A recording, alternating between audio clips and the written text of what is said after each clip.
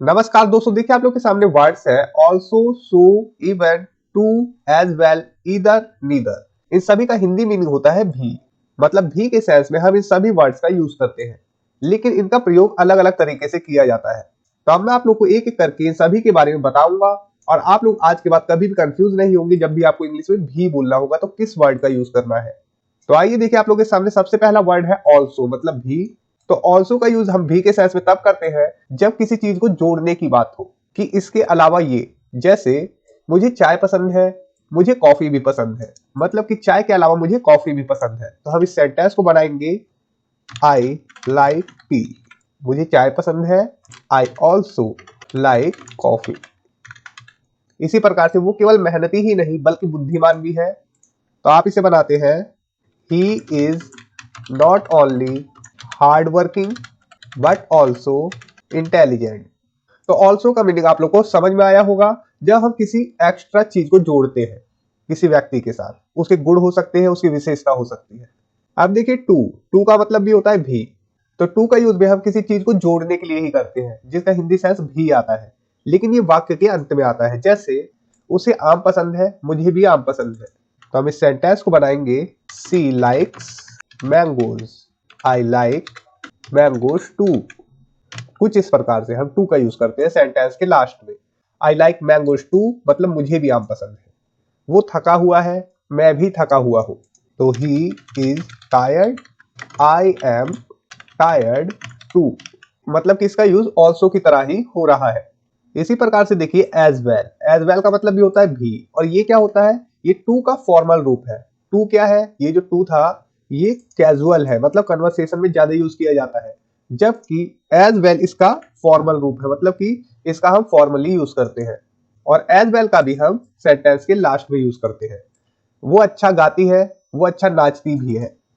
सी sings well, वो अच्छा गाती है। She dances well, as well, as well मतलब भी। वो अच्छा नाचती है, और ये भी वाला सेंस ले रहा है, ठीक है, नाचती भी है। वो आना चाहता है, मैं भी आना चाहता हूं। ही वॉन्ट्स टू कम, वो आना चाहता है। I want to come as well.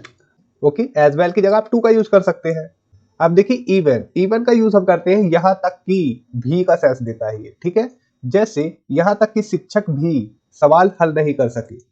तो इस प्रकार से इवन का यूज हम बात पर जोर देने के लिए करते हैं। इसका भी सेंस भी होता है, लेकिन ये बात पर जोर देता है, यहां तक कि उसने भी ये काम किया, यहां तक कि लंगड़ा भी दौड़ पाया, ठीक है, इस सेंस में। और ये वाक्य के शुरुआत में या बीच में आ जाता है। जैसे यहां तक कि शिक्षक भी सवाल हल नहीं कर सके।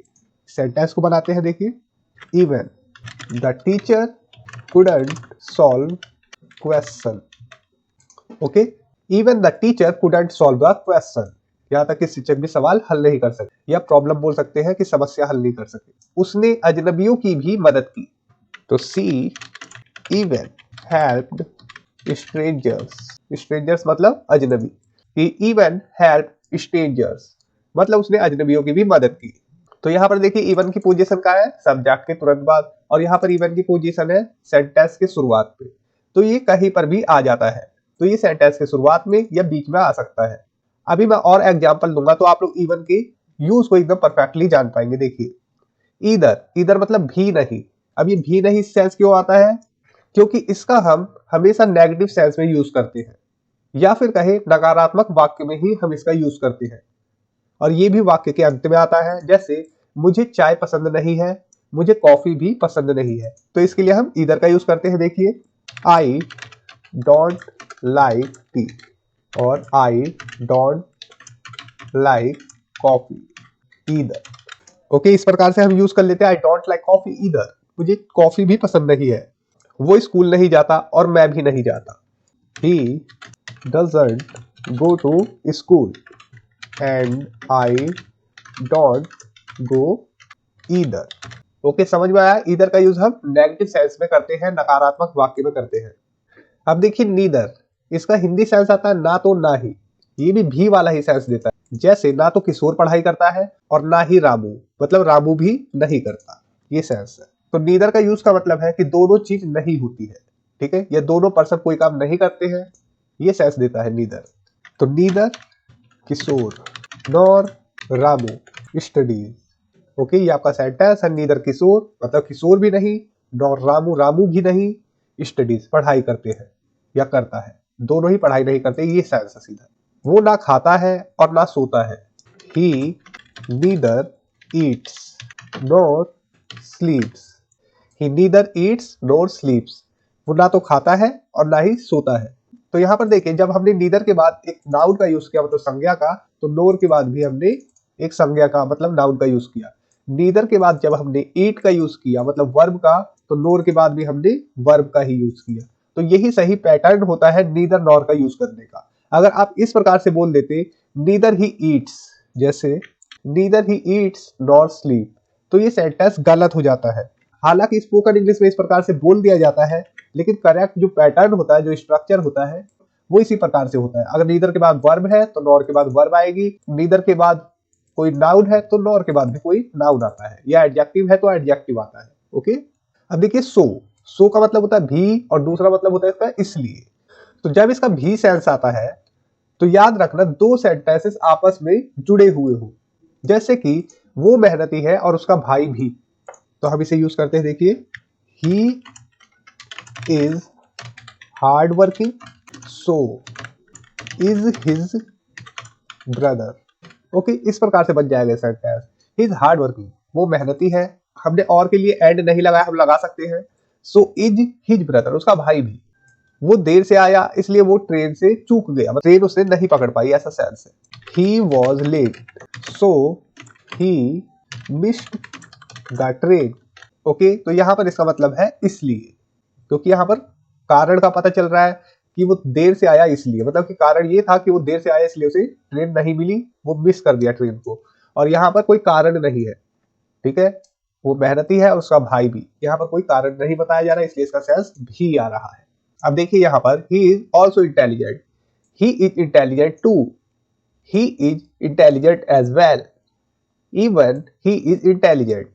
अगर हम इस सेंटेंसेस को बनाए तो यहाँ पर ये सेंटेंसेस आप लोग को देखने को मिल रहे हैं, इन सबका सेंस सेम है लगभग। ओके, ये बस इनकी पोजीशन अलग अलग है, ठीक है, आप देख सकते हैं। अब यहाँ पर ये सेंटेंस देखिए, क्या तुम भी इंग्लिश बोल सकते हो। अब इसके लिए आप यूज करते हैं, देखिए, ईदर का। जब भी क्वेश्चन वाला वाक्य हो तब आपको ईदर का यूज करना चाहिए, जैसे can you speak English, either क्या आप इंग्लिश बोल सकते हैं, या फिर क्या तुम भी इंग्लिश बोल सकते हो, मतलब कि मैं तो बोल सकता हूं, क्या तुम भी बोल सकते हो, ये सेंस है। अब देखिए and plus so, too, either, neither, इनका यूज किस प्रकार से होता है। किशोर पढ़ता है और रामू भी, तो आप बनाते हैं Kishore studies and so does Ramu. ठीक है, किशोर पढ़ता है और रामू भी, तो आप इस प्रकार से बनाते हैं। या सेकंड तरीका ये है, रामू डज टू। ये दोनों भी वाला ही सेंस दे रहे हैं और दोनों का मीनिंग सेम है। ठीक है, किशोर पढ़ता है और रामू भी। और इनका यूज किस प्रकार से किया गया है, देखिए, सो के बाद हमने हेल्पिंग वर्ब का यूज किया, और जब हमने टू का यूज किया तो हमने सेंटेंस के लास्ट में किया। यहां पर कहेंगे आप स्टडी है, यहां पर डज का यूज क्यों किया, क्योंकि ये सो यही बता रहा है कि जो भी वो करता है, चाहे वो पढ़ता है, लड़ता है, कुछ भी करता है, जैसे यहाँ पर है किशोर स्टडीज, मतलब कि वो पढ़ता है, तो सो डज रामू, रामू भी वही करता है, ये सेंस है। ओके, और यहाँ पर टू का भी यही सेंस है कि जो ये करता है वो ही ये भी करता है, रामू। देखिए, किशोर नहीं पढ़ता है और रामू भी, यहाँ पर ये नेगेटिव सेंटेंस है, और नेगेटिव के लिए आप नीदर का यूज करेंगे या फिर ईदर का यूज करेंगे। इन दोनों में भी थोड़ा सा डिफरेंस है, जैसे Kishore does not study and neither does Ramu. तो नीदर के बाद हमने फिर से डज का यूज किया, मतलब कि जो ये नहीं करता है, नीदर डज रामू, रामू भी नहीं करता है। ठीक है, इसी प्रकार से किशोर नहीं पढ़ता है तो रामू डजंट ईदर, रामू भी नहीं करता, मतलब कि जो किशोर नहीं करता तो रामू भी नहीं करता, ये सेंस है।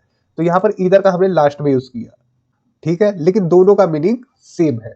तो यहाँ पर स्ट्रक्चर कुछ इस प्रकार से देखिए, एंड और उसके बाद नीदर का यूज करते हैं, उसके बाद आता है जो भी वर्ब हो, ऑक्सिलरी वर्ब, उसके बाद जो सब्जेक्ट है उसे रखते हैं। ठीक है, और यहाँ पर देखिए सब्जेक्ट पहले आता है, फिर उसके बाद ऑक्सिलरी वर्ब मतलब कि हेल्पिंग वर्ब, उसके बाद ईदर को रखते हैं।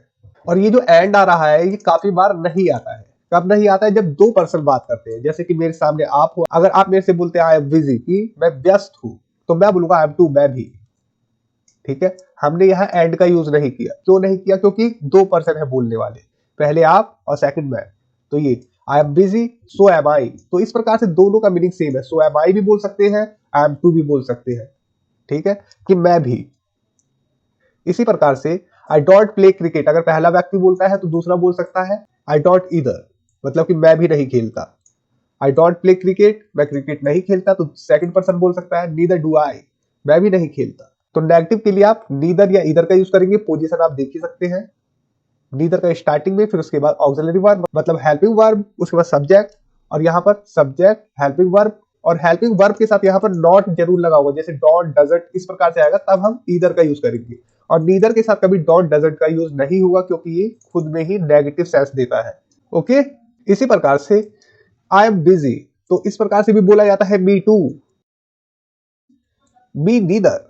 तो ऐसे जब बोला जाता है तो ये कैजुअल होता है, मतलब कि कन्वर्सेशन में हम यूज कर लेते हैं। ज्यादातर इस प्रकार से भी बोल देते हैं मी टू, आपने सुना होगा, तो इस प्रकार से भी बोला जाता है।